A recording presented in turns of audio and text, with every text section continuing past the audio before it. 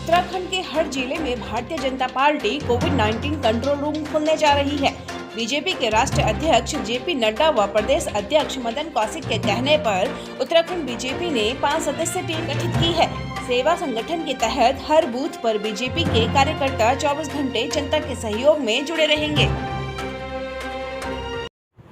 कोविड-19 एक ऐसी महामारी है जो पहली बार विश्व के अंदर आई और उसके बाद पिछली बार भी हमने सेवा के जितने कार्य किए थे वो आप लोगों के सामने थे।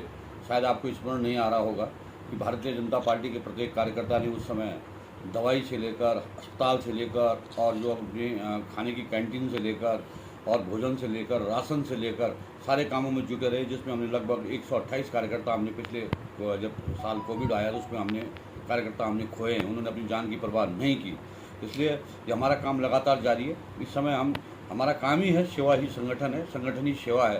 इस भाव से हम आगे बढ़ रहे हैं और ये महामारी बहुत दोबारा बढ़ के आ रही है। इसलिए हमने भी उसी तरह से इसके लिए तैयारियां शुरू कर दी। जहां एक तरफ हमारी सरकार ने पूरी कमर कस रखी, जहां हमारे मुख्यमंत्री स्वयं सब चीज़ों पर मुस्तैदी से नज़र रखे हुए, स्वयं प्रधानमंत्री जी देख रहे हैं, स्वयं हमारे स्वास्थ्य मंत्री जी हर्षवर्धन जी देख रहे हैं।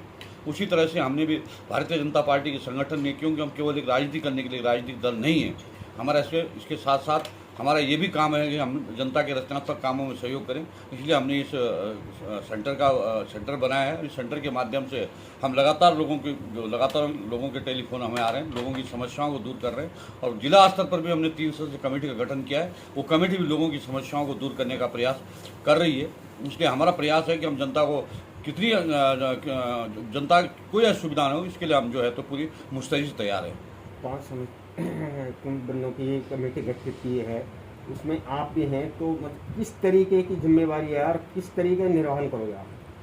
देखिए, आजकल एक सोशल मीडिया सशक्त माध्यम है अपनी बात पहुंचाने का और ग्रीवेंस में भी बहुत बड़ा योगदान है।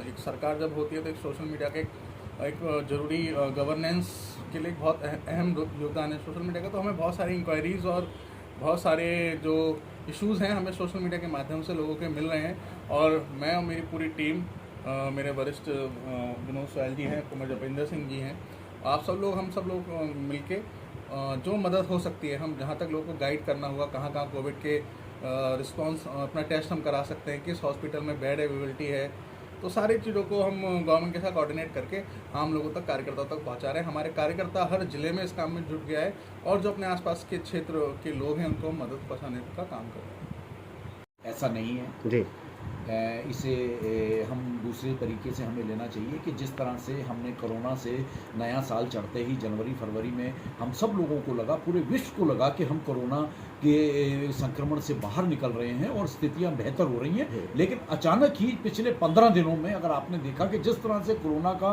संक्रमण पूरे देश में, विश्व में दोबारा से फैलना शुरू हुआ है, दूसरी लहर आई है, तो यकीन मानिए कि सरकार कड़े निर्णय ले रही है और उन्हीं निर्णयों के तहत ये सब जागरूकता अभियान भी चलाए जा रहे हैं, कंट्रोल रूमों की स्थापना भी हो रही है और भारतीय जनता पार्टी प्रत्येक देशवासी की सुरक्षा के लिए वचनबद्ध। नहीं, ये बेड खाली है। उन्होंने कहा था कि तो आप वहाँ भर्ती करवाना चाहे तो करवा सकते।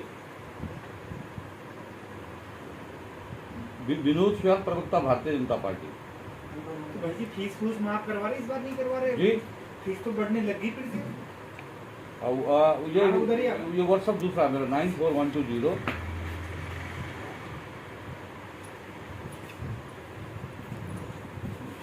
आप नाम बताइए। कुंवर जपेंद्र सिंह जी की बात हुई है। डॉक्टर संदीप तंवर जी का नंबर दे रहा हूं मैं आपको।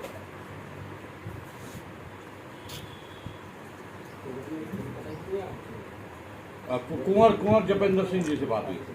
कोई ज़रूरत होगी तो हमारे से बात करा, कोई ज़रूरत होगी तो बात करवा देना, आप जब वहाँ पहुँच जाएंगी। नंबर तो आ ही रहा आप पे, आपको फ़ोन कर देंगे हम यहाँ से।